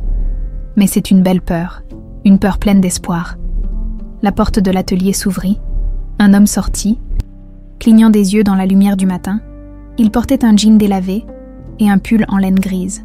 Ses cheveux étaient en bataille, son visage marqué par une nuit blanche. Mais ses yeux verts, si familiers, brillaient d'une clarté nouvelle. Élodie s'immobilisa. 9 ans. 9 ans qu'elle n'avait pas vu ce visage. 9 ans à se demander s'il était vivant ou mort. À élever seule leur fille. À porter le poids de son absence. Lucien, il descendit lentement les marches, ne la quittant pas des yeux. « Élodie, mon Dieu, Élodie ?» Sa voix se brisa. « Je me souviens de toi, de nous, du café où on s'est rencontrés, de ton rire, de la façon dont tu mordillais ta lèvre quand tu étais concentré. » Les larmes coulèrent sur les joues d'Élodie. « Tu m'as tellement manqué. Chaque jour, chaque minute. » J'ai essayé de revenir. Il y a 9 ans, j'avais commencé à me poser des questions, à faire des cauchemars de plus en plus précis. Je cherchais des réponses, et puis, tout est devenu noir. Je me suis réveillée ici, dans cette maison, sans savoir comment j'étais arrivée, avec de nouvelles instructions, un nouveau travail, comme si les 3 années avec toi n'avaient jamais existé. Il essuya ses larmes rageusement, mais elles ont existé. Je m'en souviens maintenant, de tout. De la première fois que je t'ai embrassé sous la pluie, de nos promenades au bord de la Saône, de cette nuit où tu m'as dit que tu étais enceinte. Tu étais heureux, murmura Élodie. Tu pleurais de joie, parce que pour la première fois de ma vie, j'avais une famille, une vraie famille, pas un orphelinat, pas des éducateurs distants, toi, et notre enfant à venir. Il regarda Mila, toujours accrochée à sa mère. Et maintenant, elle est là, notre fille. Mila leva timidement la tête. « Tu es mon papa. » Sacha s'accroupit lentement pour se mettre à sa hauteur. « Oui, ma belle, je suis ton papa. Je sais que tu ne te souviens pas de moi. Tu étais encore dans le ventre de maman quand on m'a arraché à vous. Grand-père Gabriel m'a dit que tu jouais du piano. » Un sourire triste étira les lèvres de Sacha. « Oui, enfin, j'en jouais. Il y a très longtemps, avant que je ne devienne Lucien, quand j'étais encore Sacha. Tu peux m'apprendre. Je te promets d'essayer. Si mes doigts se souviennent encore. » Mila lâcha la main de sa mère, s'approcha lentement. Elle leva une petite main, toucha la joue de Sacha. « Tu as les mêmes yeux que moi. Et toi, tu as le même sourire que ta maman. Et la même tache que toi, sous l'œil. » Sacha rit doucement, les larmes roulant sur ses joues. Oui, la marque des durées, la preuve qu'on est de la même famille. Mila se jeta soudain dans ses bras. Sacha la serra contre lui, submergé. Cet enfant, sa fille, 8 ans qu'il avait manqué, 8 ans de premiers mots, de premiers pas, de dessins maladroits et de rires cristallins. « Je suis désolé, sanglota-t-il, tellement désolé de ne pas avoir été là. C'est pas ta faute, papa. Grand-père Gabriel m'a tout expliqué. La méchante dame t'a enlevé. Oui, la méchante dame, mais c'est fini maintenant. Elle ne peut plus nous faire de mal. Plus jamais. » Gabriel s'approcha, posa une main sur l'épaule de son fils. « Venez, entrez. On a beaucoup à se dire. » Ils passèrent la journée dans la petite maison, à reconstruire 25 ans d'histoire brisée. Sacha raconta ses souvenirs retrouvés. Son enfance heureuse à la propriété Duré, Charlotte qui chantait en préparant le dîner, Gabriel qui lui apprenait les gammes au piano, les jardins où il courait après les papillons. « Maman faisait des crêpes le dimanche, » murmura-t-il, les yeux perdus dans le passé. « Avec du sucre et du citron, c'était mon plat préféré. » Gabriel ferma les yeux, submergé. « Elle les faisait spécialement pour toi, tous les dimanches sans exception. Et puis il y a eu cette excursion dans les Alpes. Je me souviens d'un homme en uniforme. Un garde forestier, il a dit. Il m'a demandé de le suivre, disait avoir vu un cerf magnifique. J'étais excitée, j'ai suivi, et puis, le tissu sur mon visage, l'odeur chimique, le noir, sa voix se durcit. Quand je me suis réveillée, j'étais dans une voiture, ligotée, terrorisée. J'ai crié, pleuré, supplié. L'homme m'a dit de me taire, que j'allais dans un endroit meilleur, que mes parents ne me voulaient plus. Ce salaud, cracha Gabriel. Comment a-t-il pu dire ça à un enfant? J'ai fini à l'orphelinat Saint-Jude. Mon nom était Lucien Marceau maintenant. Ma vie avait commencé à 12 ans. Avant, c'était le vide, l'amnésie traumatique. Ils ont dit, j'ai grandi là-bas. 7 ans à me demander qui j'étais vraiment, à faire des cauchemars de piano et de voix qui m'appelaient Sacha. Élodie prit sa main. Et puis tu m'as rencontré. Et puis je t'ai rencontré pour la première fois depuis des années. J'ai été heureux, vraiment heureux. Tu m'as donné une raison de vivre. Et quand tu m'as dit que tu étais enceinte, il secoua la tête. J'ai commencé à faire plus de recherches. Sur mon passé, sur qui j'étais avant 12 ans. J'ai retrouvé de vieux contacts de Saint-Jude, posé des questions, et quelqu'un a dû alerter Alix, parce qu'un soir, en rentrant du travail, j'ai été attaquée. Encore ce tissu chimique, encore le noir. Damien Roche, dit Gabriel. Il a avoué t'avoir relocalisé ici. Alix avait peur que tu découvres la vérité. Elle a réussi à me voler 18 ans de plus. 18 ans ici, à sculpter le bois, à vivre dans le brouillard. Sans savoir que j'avais une fille, un père, une famille qui me cherchait, le silence retomba, lourd de toute cette douleur accumulée. Mila, qui avait écouté en silence, grimpa sur les genoux de Sacha. « C'est fini maintenant, papa. On est tous ensemble. » Sacha l'embrassa sur le front. « Oui, ma puce. C'est fini. On est ensemble. » L'après-midi, les tests ADN furent effectués. Une simple formalité, car aucun d'eux ne doutait, mais la loi exigeait des preuves officielles. Le soir venu, ils prirent la route du retour vers Lyon, Sacha dans la voiture de Gabriel, Élodie et Mila suivant derrière. « Tu te souviens de la propriété ?» demanda Gabriel en conduisant. Des fragments. La grille en fer forgé, l'escalier de marbre, le salon avec le piano. Tout est encore là, exactement comme dans tes souvenirs. J'ai refusé de changer quoi que ce soit, au cas où tu reviendrais un jour. Sacha regarda son père, cet homme qui avait porté la douleur pendant 25 ans sans jamais abandonner l'espoir. Tu as vraiment cru que je reviendrais?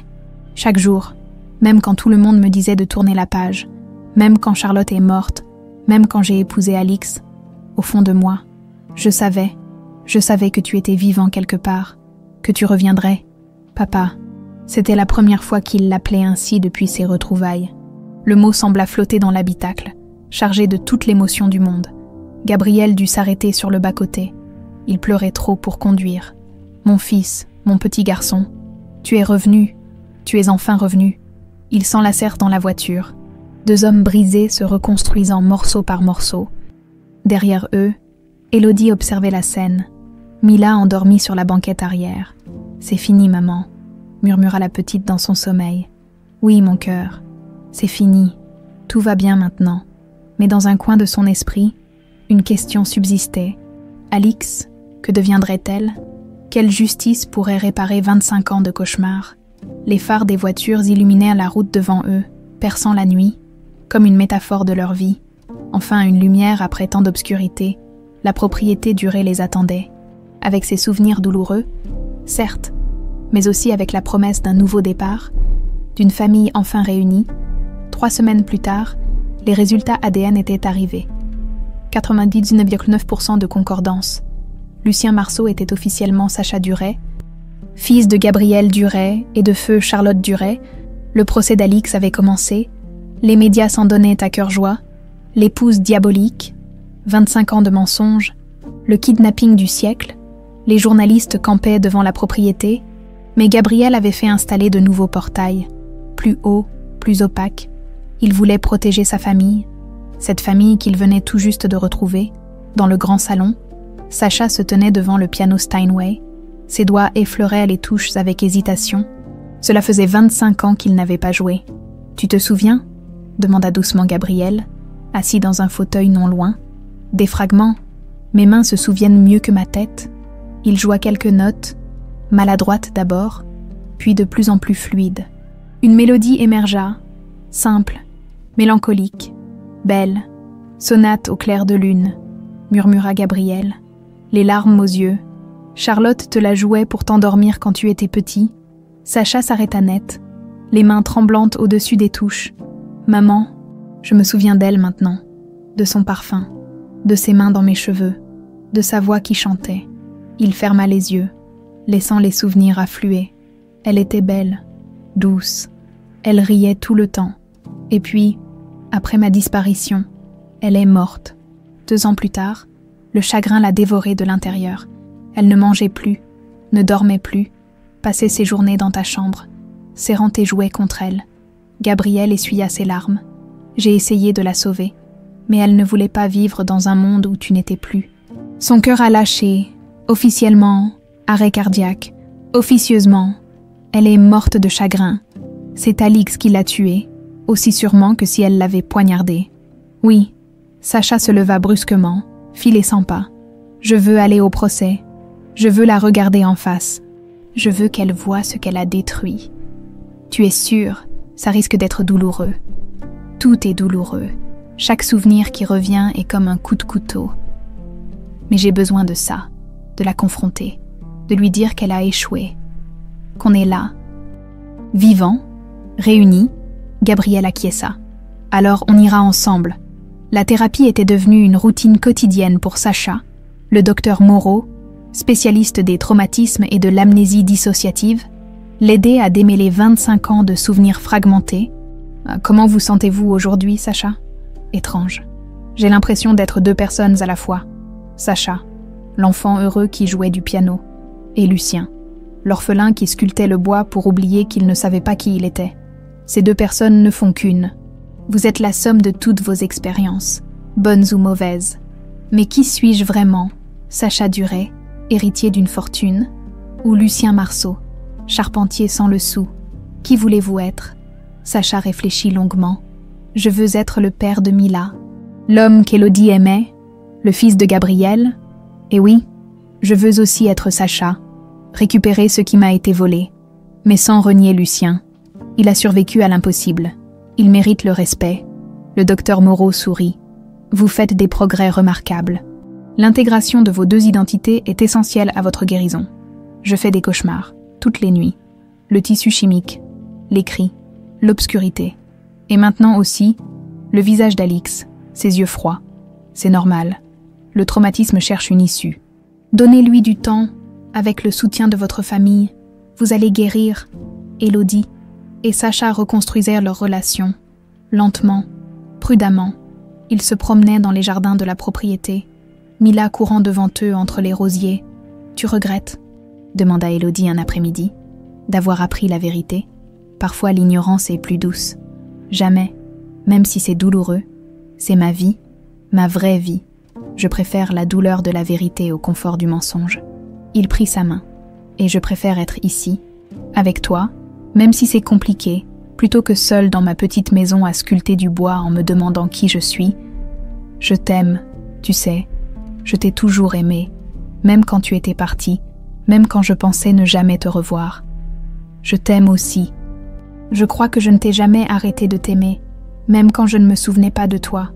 Une partie de moi te cherchait. » Ils s'embrassèrent doucement.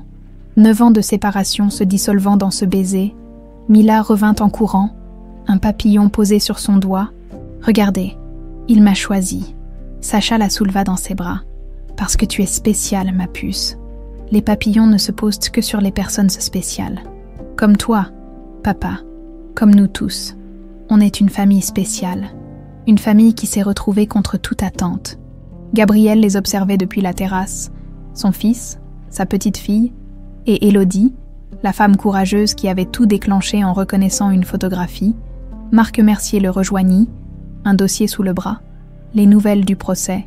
Le procureur est confiant, avec les aveux d'Alix, les enregistrements, les témoignages de Damien Roche, et maintenant la preuve ADN. La condamnation est garantie.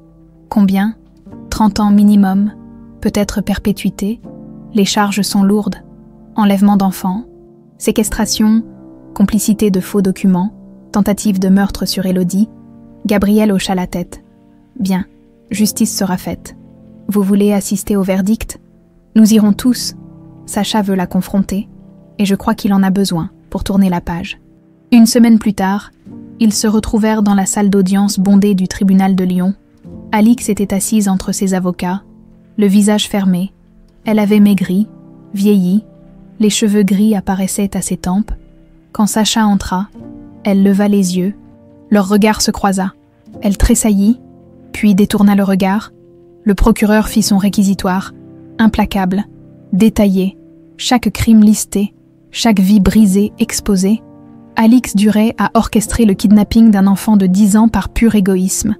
Elle a détruit une famille, causé la mort de Charlotte Duret, condamné Sacha Duret à 25 ans d'errance et d'amnésie. Et quand il a commencé à se souvenir, elle a recommencé, séparant une fois de plus un père de sa fille. Tout ça pourquoi ? Pour garder une position sociale, une fortune qui ne lui appartenait pas, un homme qui ne l'a jamais aimé. Il se tourna vers Alix. « Vous avez volé 25 ans de vie à cet homme. Vous avez tué sa mère. Vous avez brisé son père. Vous avez privé une petite fille de son papa. La seule sentence appropriée est la réclusion criminelle à perpétuité. » Puis vint le moment des témoignages. Gabriel parla de ses 25 ans d'enfer. Élodie raconta sa solitude. Mila, trop jeune pour témoigner, avait écrit une lettre que le juge lut à voix haute. « Chère méchante dame, à cause de toi, je n'ai pas connu mon papa pendant 8 ans. Maman pleurait souvent. Elle disait que papa lui manquait. Maintenant, il est revenu. On est heureux. Mais maman dit que tu vas aller en prison très longtemps. Je pense que c'est juste. Parce que tu as fait beaucoup de mal, Mila, 8 ans. » Plusieurs personnes dans la salle s'essuyèrent les yeux. Enfin, Sacha prit la parole. Il se leva, s'approcha de la barre. « Pendant 25 ans, j'ai été un fantôme, sans identité, sans passé, sans famille. Vous m'avez volé mon enfance, mes parents, ma vie. Vous avez tué ma mère aussi sûrement que si vous l'aviez poignardée. Et pourquoi ? Pour épouser un homme qui ne vous aimait pas, pour vivre dans une maison qui n'était pas la vôtre. » Il se tourna vers Alix, la regarda droit dans les yeux. « Vous avez échoué. Nous sommes là, réunis, plus forts que jamais. Votre crime n'a servi à rien, à part vous détruire vous-même. » Alix ferma les yeux, une larme roulant sur sa joue. « Je demande à la cour la peine maximale.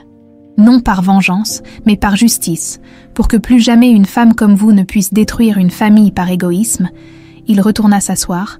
Gabriel lui serra l'épaule. Fier, le juge se retira pour délibérer. 1 heure plus tard, il revint. Alix Duret. Après délibération, la Cour vous reconnaît coupable de tous les chefs d'accusation. Vous êtes condamné à 30 ans de réclusion criminelle sans possibilité de libération conditionnelle avant 15 ans. Le marteau tomba.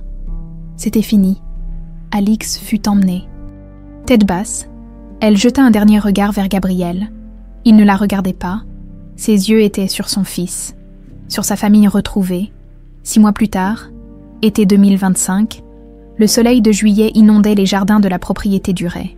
Les rosiers étaient en fleurs, explosant de couleurs vives, rouge, rose, blanc. L'air sentait le jasmin et l'herbe fraîchement coupée. Pour la première fois en 25 ans, la propriété résonnait de rire. Mila courait entre les invités, sa robe blanche de demoiselle d'honneur virevoltant autour d'elle. Ses cheveux étaient ornés de petites fleurs blanches.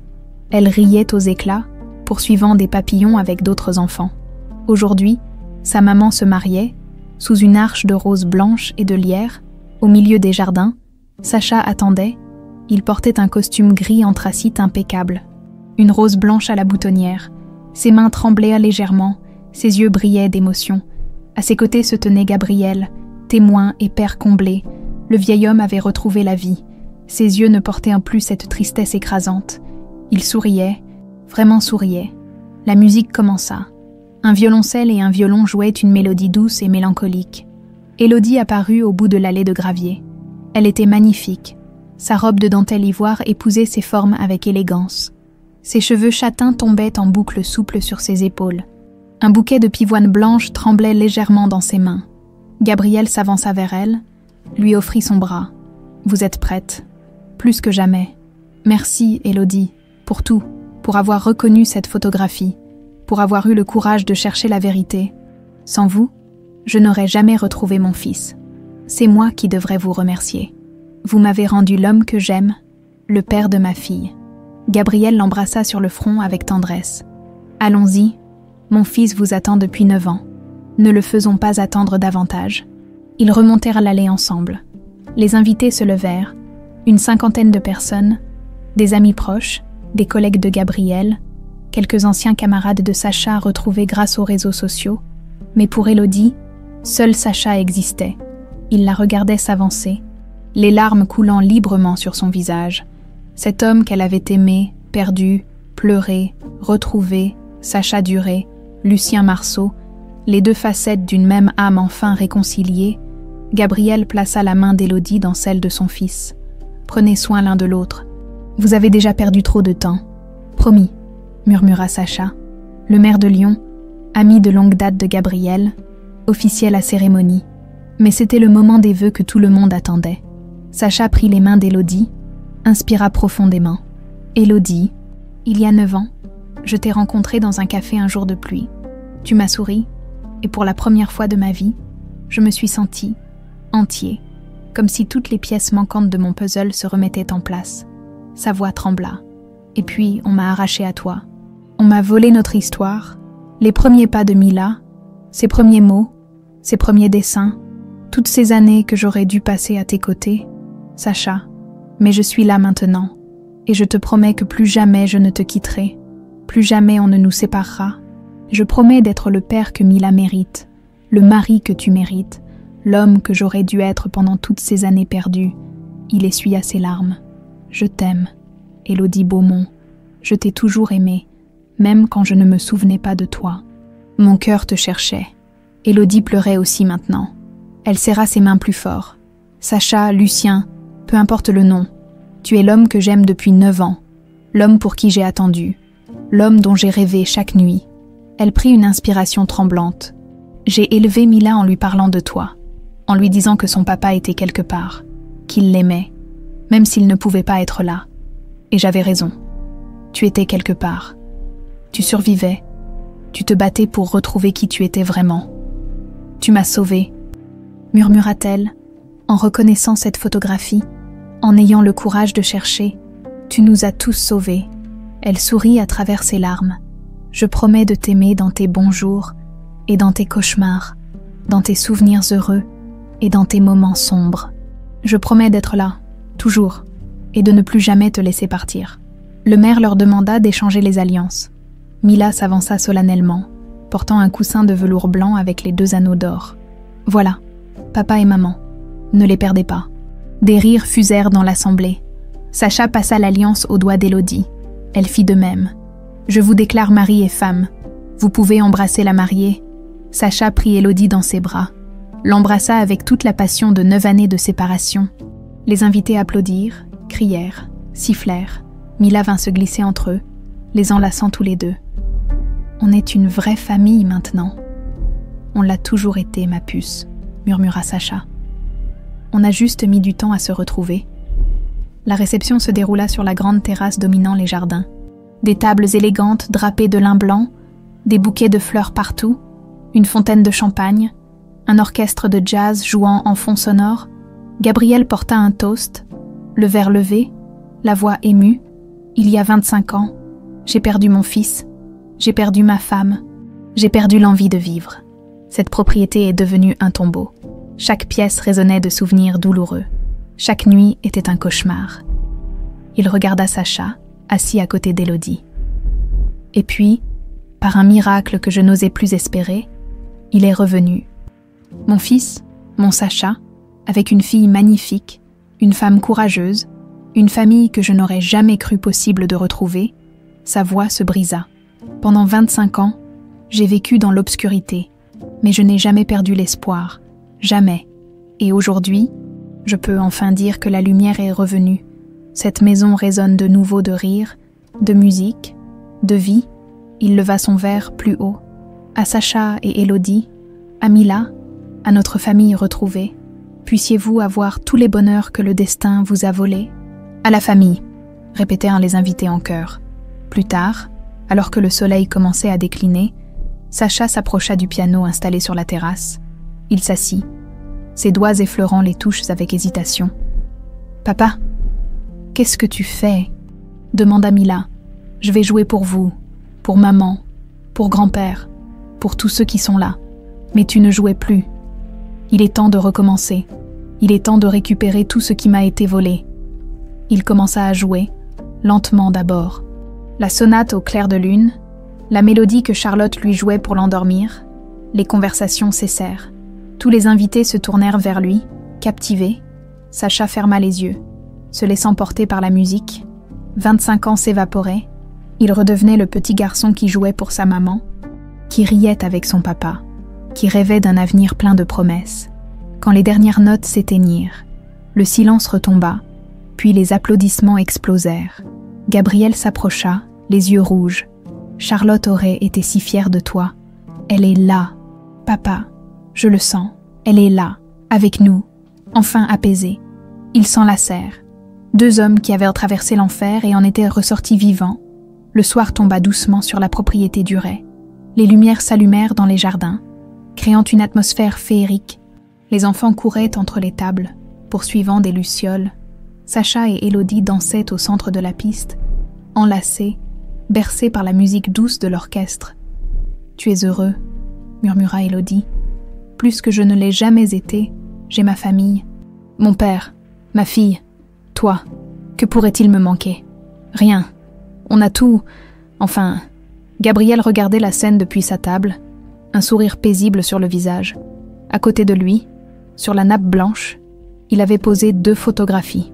L'ancienne, Sacha à 10 ans, souriant devant le piano, et la nouvelle, prise cet après-midi, toute la famille réunie, Sacha et Élodie au centre, Mila entre eux, Gabriel derrière, les mains sur les épaules de son fils. 4 générations d'amour, de résilience, de survivance. Mila vint se percher sur les genoux de son grand-père. Grand-père Gabriel, c'est vrai que papa était perdu pendant très longtemps. Oui, ma puce, très longtemps. Mais il est rentré à la maison maintenant. Oui, il est rentré, pour toujours. Alors c'est une histoire avec une fin heureuse. Gabriel regarda les jardins illuminés, sa famille qui riait, son fils qui dansait, la vie qui renaissait dans chaque coin de cette propriété trop longtemps endeuillée. Oui, mon cœur, C'est une histoire avec une fin heureuse. Le ciel d'été s'assombrissait, parsemé d'étoiles. La musique jouait, les rires résonnaient, et pour la première fois depuis 25 ans, la propriété du Ré ressemblait vraiment à un foyer. Les cicatrices du passé s'estompaient lentement, elles ne disparaîtraient jamais complètement. Certaines douleurs sont trop profondes, mais elles se transformaient, de blessures ouvertes en souvenirs de résilience, de ténèbres en lumière. La photographie du garçon perdu ne représentait plus la douleur, elle incarnait l'espoir accompli, la promesse tenue. Sacha serra Élodie contre lui, embrassa ses cheveux. « On est à la maison », murmura-t-il. « Oui », répondit-elle en souriant. « On est enfin à la maison. » Et sous les étoiles de Lyon, une famille autrefois brisée se reconstruisait, morceau par morceau, dans la lumière après la tempête.